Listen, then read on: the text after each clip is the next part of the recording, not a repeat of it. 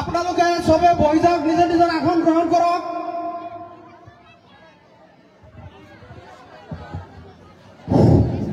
সন্মানীয় আমাৰ ইয়াত উপস্থিত থকা ৰাইজ, আমি আটাইতকৈ সৌভাগ্যৱান ধুবুৰী লোকসভাৰ MP, অসমৰ প্ৰাক্তন মন্ত্ৰী, অসমৰ এজন জ্যেষ্ঠ কংগ্ৰেছী নেতা ৰকিবুল হুছেইন ডাঙৰীয়া আমাৰ মাজত উপস্থিত হৈছে। আপোনালোক সকলোকে এটা হাত চাপৰিবলৈ বুলি অনুৰোধ জনাইছো। আৰু এতিয়া সময়ৰ প্ৰতি লক্ষ্য ৰাখি ছাৰে বক্তব্য ৰাখিব।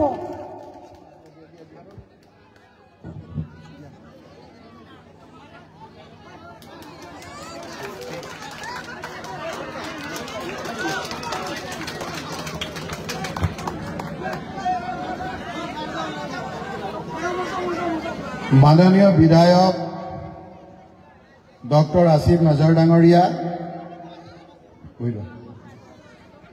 कांग्रेस नेत्री वाहिदा,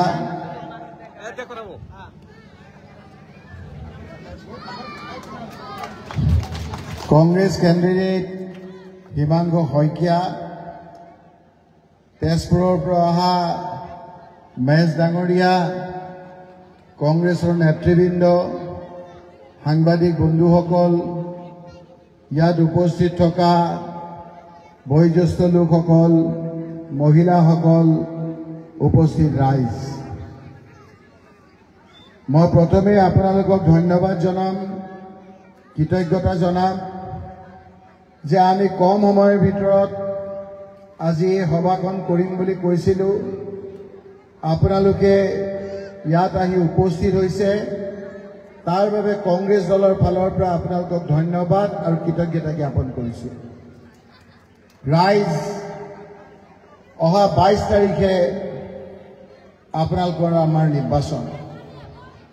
আমি কংগ্ৰেছ দলৰ ফালৰ পৰা আহিছোঁ যে আপোনালোকৰ এই অঞ্চলত কংগ্ৰেছ দলে হিমাংগ শইকীয়াক প্ৰাৰ্থী দিছে। আপোনালোকে হাতৰ চিনত ভোট দি জয়যুক্ত কৰাৰ আহ্বান জনাবলৈ আপোনালোকৰ ওচৰলৈ আহিছোঁ। এই সময়ত আমি অন্য দলৰ দৰে আপোনালোকক উত্তেজিত ভাষণ নিদিওঁ, গৰম গৰম কথা নকওঁ।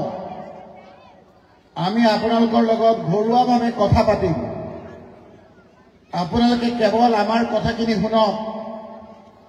আমাৰ কথাখিনি শুনাৰ পিছত ঘৰলৈ গৈ আপোনালোকে নিজৰ ল'ৰা ছোৱালী আৰু আপোনালোকৰ বয়োজ্যেষ্ঠ লোকসকলৰ লগত কথা পাতিব যে আপোনালোকৰ অহা 22 তাৰিখে কাক ভোট দিলে আপোনালোকৰ পৰিয়ালটো শান্তিৰে থাকিব পাৰিব, কাক ভোট দিলে আপোনালোকে উন্নতি কৰিব পাৰিব, কাক ভোট দিলে সমগ্ৰ অসমত শান্তি হ'ব।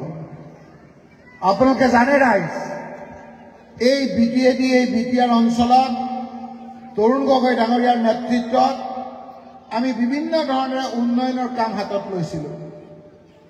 সেই সময়ত হাগ্ৰামা মহিলাই ডাঙৰীয়াই দায়িত্ব লৈছিল। হিমন্ত বিশ্ব শৰ্মা ডাঙৰীয়া আহিল, UPPLক দায়িত্ব দিলে আৰু প্ৰমোদ বড়ো ডাঙৰীয়া আহিলে। মই আপোনালোকক সহজতে দুটামান কথা বুজাই দিছোঁ। হিমন্ত বিশ্ব শৰ্মাই কেনেকৈ বড়ো জাতিৰ মাজত অবিশ্বাসৰ ভাৱ সৃষ্টি কৰি কাজিয়া লগাইছে। যেতিয়া অসমত 64খন আসন লাগিছিল, অসমত চৰকাৰ কৰিবৰ কাৰণে হিমন্ত বিশ্ব শৰ্মাই বিজেপিয়ে সিমান আসন পোৱা নাছিল। তেতিয়া UPPLক প্ৰয়োজন আছিল, প্ৰমোদ বড়োক প্ৰয়োজন আছিল। প্ৰমোদ বড়োৰ বুকুচাত উঠি অসমত চৰকাৰ কৰিলে। অসমত চৰকাৰ কৰি কি কাম কৰিছে, কি নকৰিছে, কি লুণ্ঠন কৰিছে সেইখিনি আপোনালোকে জানে। যেতিয়া অকমান গজগজীয়াকৈ বহিলে, এই বিটিআৰত প্ৰমোদ বড়োক বাদ দি এতিয়া হাগ্ৰামা মহিলাৰীক লগত লৈছে। মই আপোনালোকক অনুৰোধ কৰিছোঁ যে আপোনালোকে হাগ্ৰামা মহিলাৰীক এটা ভোট দিয়া মানে হিমন্ত বিশ্ব শৰ্মা বিজেপিক দুটা ভোট দিয়া। আপোনালোকে চিন্তা কৰিব যে আপোনালোকে হিমন্ত বিশ্ব শৰ্মাক ভোট দিব নে নিদিয়ে। যদি হিমন্ত বিশ্ব শৰ্মাক ভোট নিদিয়ে তেতিয়াহ'লে আপোনালোকে হাগ্ৰামা মহিলাৰীক ভোট নিদিব।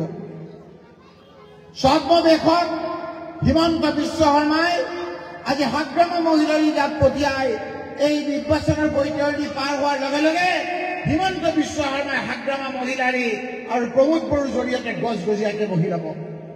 আকৌ এক অশান্তিময় পৰিৱেশৰ সৃষ্টি কৰিবলৈ আহিছে। সেইকাৰণে আমি উধাটো খাই ইয়ালৈ আহিছো। আপোনালোকে নিশ্চয় দেখিছে যেতিয়াৰ পৰা গৌৰৱ গগৈ ডাঙৰীয়া প্ৰদেশ কংগ্ৰেছৰ সভাপতি হ'ল, যেতিয়াই গৌৰৱ গগৈয়ে উজনি অসমত যোৱা গৈ বিভিন্ন জাতি জনগোষ্ঠীয়ে আদৰণি জনালে, যেতিয়া বৰাক ভেলী যোৱাৰ লগে লগে হিমন্ত বিশ্ব শৰ্মাৰ বিপৰীতে গৌৰৱ গগৈ ডাঙৰীয়াক সকলোৱে আঁকোৱালি ল'লে, যেতিয়া পাহাৰত গ'ল গৌৰৱ গগৈ ডাঙৰীয়া, সকলো কাৰ্বি ডিমাচাৰ লোকসকলে তেওঁক আঁকোৱালি ল'লে। এই সময়খিনিতে এনেকুৱা এটা পৰিৱেশৰ সৃষ্টি কৰিছে যে আজি বড়ো জাতিৰ মাজত ভাগ ভাগ কৰি আমাৰ মাজত এনেকুৱা এটা পৰিৱেশৰ সৃষ্টি কৰিব বিচাৰিছে যে বড়োলেণ্ডৰ জৰিয়তে আজি আমাৰ এই বিটিচিৰ জৰিয়তে তেওঁ ক্ষমতা গজগজীয়া কৰিবলৈ বিচাৰিছে। সেইকাৰণে মই আপোনালোকক অনুৰোধ কৰিবলৈ আহিছো। এতিয়া প্ৰায় আপোনাৰ গধূলি হৈছে, বহুতে চাকি বন্তি দিব ঘৰত ঘৰত, মগৰিবৰ আজানো দিব। গতিকে মই আপোনালোকৰ বেছি সময় নলওঁ। ইয়াৰ পৰা আৰু এখন সভা মোৰ ইয়ালৈ আছে।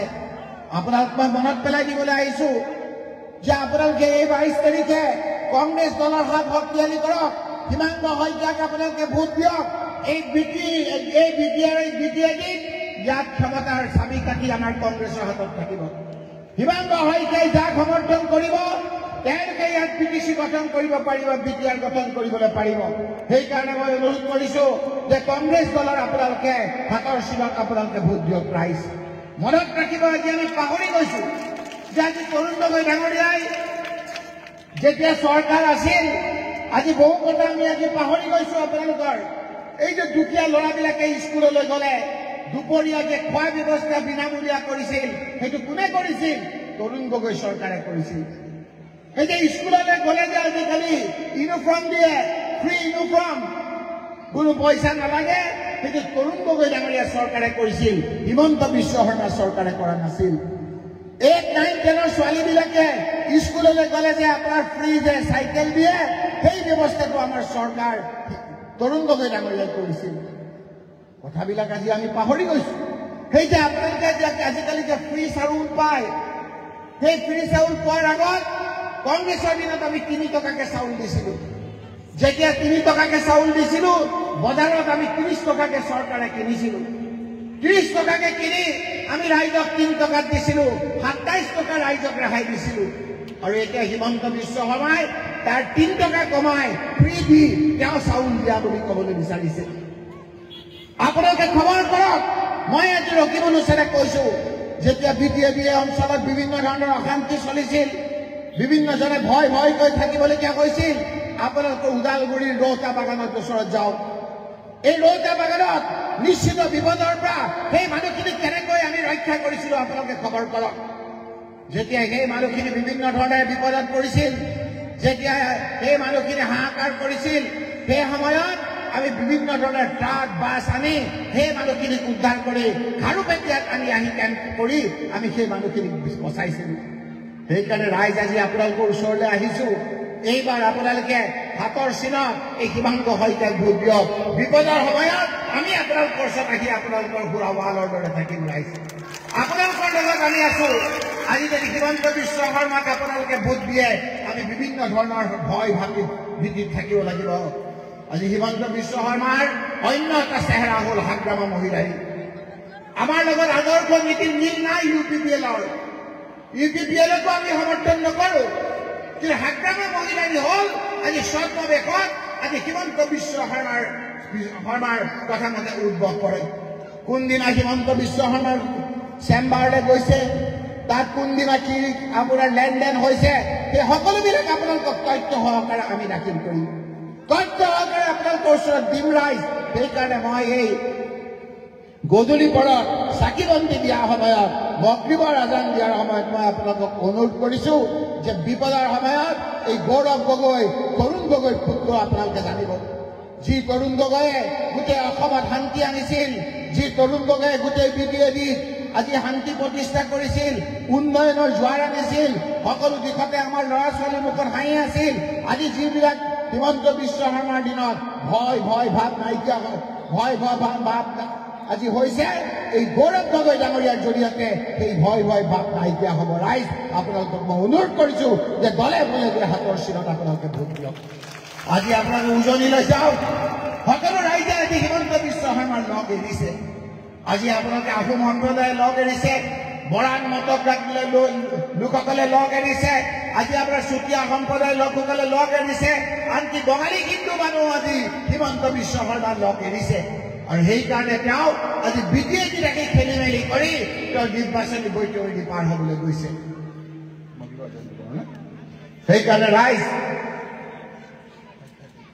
সেইকাৰণে ৰাইজ মই আজি দীঘল নকৰোঁ আপোনালোকে এতিয়া ঘৰলৈ যোৱাৰ সময় মই আপোনালোকক অনুৰোধ কৰিছো যে এই ভোটটো আপোনালোকৰ নিজৰ এই ভোটটো আপোনালোকে দিওঁতে এবাৰ নহয় দুবাৰ নহয় তিনিবাৰ নহয় 5 বাৰ চিন্তা কৰিব এই ভোটটো হ'ল আপোনালোকৰ জীৱনৰ শান্তি যদি ভুল হৈ যায় তাৰ পিছত কিন্তু হাহাকাৰ কৰি লাভ নাই এই ভোটটো দিওঁতে আপোনালোকে ল'ৰা ছোৱালীৰ মুখখনলৈ চাব এই ভোটটো দিওঁতে আপোনালোকে নিজক চিন্তা কৰিব যে আমি হাগ্ৰামা মহিলাৰীক ভোট দিলে হিমন্ত বিশ্ব শৰ্মাই পাব হিমন্ত বিশ্ব শৰ্মাকটো আমি ভোট নিদিওঁৱেই ইউপিপিএলটো আমাৰ সকলো ক্ষেত্ৰতে আমাৰ বিৰুদ্ধেই থাকে আৰু এইটো দিবলৈ হ'লে একমাত্ৰ গৌৰৱ গগৈ ডাঙৰীয়াৰ নেতৃত্বত আজি কংগ্ৰেছ দলক আমি ভোট দিলে আমি সুখে শান্তিৰে ল'ৰা ছোৱালীকেইটা লৈ আমি সুখে শান্তিৰে থাকিবলৈ পাৰিম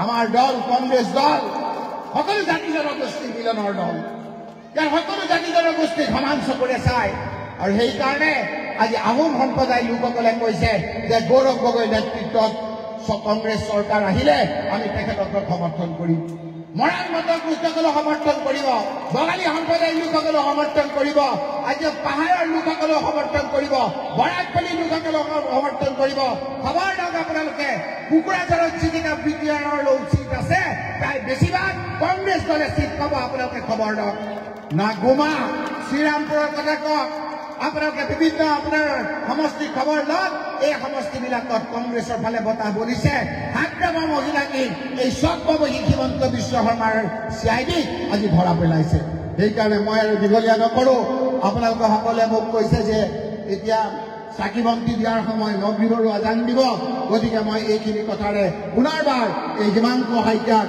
আপোনালোকৰ হাতৰ চিনত ভোট দি আপোনালোকে কংগ্ৰেছ পাৰ্টীক বিজয়ী কৰিব বুলি আশা ৰাখি আকৌ আপোনালোকৰ ওচৰলৈ আহি আপোনালোকৰ লগত একেলগে চাহ কাপ খাই ইয়াৰ উন্নয়নৰ কাৰণে কথা পতাৰ আশা ৰাখি মোৰ বক্তব্য ইমানতে শেষ কৰিছোঁ ধন্যবাদ জয় অসম জয় হিন্দ